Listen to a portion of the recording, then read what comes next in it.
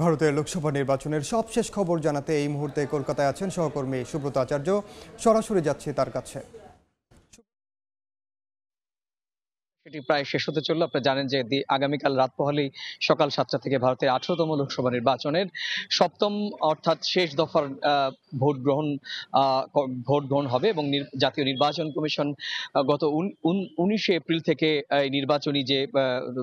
নির্বাচনী যে প্রক্রিয়া সেটি শুরু করেছিল। 7 দফার আগামীকালই শেষ। আগামীকালকে 8টি রাজ্যের 57টি সংসদীয় আসনে ভোট হবে। আপনারা জানেন যে এই দফায় গুরুত্বপূর্ণ সবার নজর থাকবে উত্তরপ্রদেশের বারাণসী, কারণ আপনি জানেন যে সেখান থেকেই প্রতিদ্বন্দ্বিতা করছেন বিজেপির পোস্টার বয় ভারতের প্রধানমন্ত্রী নরেন্দ্র মোদী। এছাড়াও নজর থাকবে পশ্চিমবঙ্গের 8টি সংসদীয় আসনে। আপনি জানেন যে মমতা বন্দ্যোপাধ্যায়ের পর তৃণমূল কংগ্রেসের দ্বিতীয় সর্বোচ্চ নেতা অভিষেক বন্দ্যোপাধ্যায় কলকাতার অদূরে ডায়মন্ড হারবার থেকে লড়ছেন। আগামীকাল তারও ভাগ্য নির্ধারিত হবে। তিনি ছাড়াও সব মিলিয়ে 304 জন প্রার্থীর ভাগ্য নির্ধারিত হবে।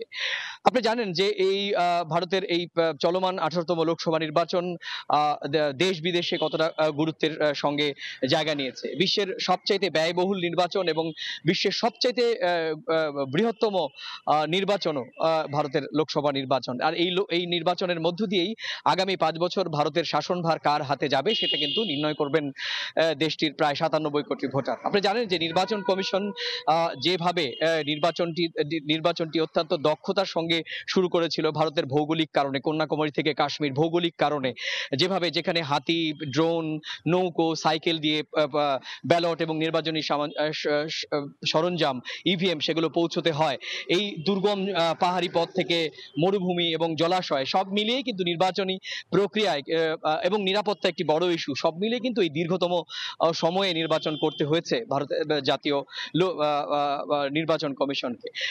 আর একই সঙ্গে আপনারা এটাও জানেন যে এই নির্বাচন স্বাভাবিকভাবেই রাজনৈতিক দলগুলোর কাছে কতটা চ্যালেঞ্জ, কারণ আপনি জানেন যে পরিমাণ গত ষষ্ঠ দফায় যে পরিমাণ ভোট পড়বে বলে রাজনৈতিক দলগুলো আশা প্রকাশ করেছিল সেই পরিমাণ কিন্তু ভোট পড়েনি। প্রাকৃতিক কারণে আপনি জানেন যে এমনি তীব্র তাপপ্রবাহ একটা বড় কারণ বলে মনে করা হয়, এবং একই সঙ্গে কিছু কিছু জায়গাতে বৃষ্টিপাত এবং প্রাকৃতিক দুর্যোগের কারণেও ভোট কিন্তু আক্ষরিক অর্থে কম পড়েছে।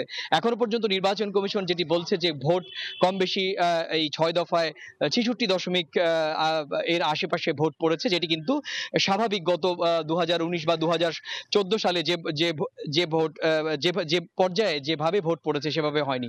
তো সব মিলে নিশ্চয়ই আগামীকাল সকাল থেকে আমাদেরও নজর থাকবে, এবং আগামীকালকে যাদের ভাগ্য পরীক্ষা হবে তাদের মধ্যে অন্যতম ভারতের প্রধানমন্ত্রী নরেন্দ্র মোদী, তাকে পোস্টার বয় বলা হয়, এবং সেদিকে কিন্তু আমাদের নজর থাকবে। এই ছিল আমার কাছে ভারতের 18তম লোকসভা নির্বাচনের রাত পোহালে যে ভোট গ্রহণ সপ্তম দফায় শেষ দফার নির্বাচন সে সংক্রান্ত আমার কাছে থাকা সবশেষ তথ্য। লোকসভা নির্বাচনের সবশেষ খবর জানছিলাম আমরা কলকাতা থেকে।